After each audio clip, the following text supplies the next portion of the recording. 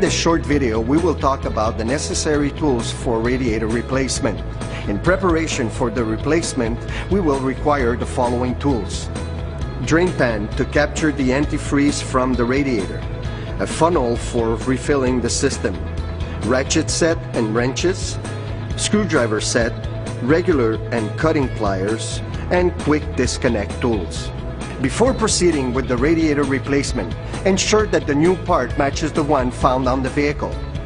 Check the position of the inlet and outlet tubes, drain plug and fixtures.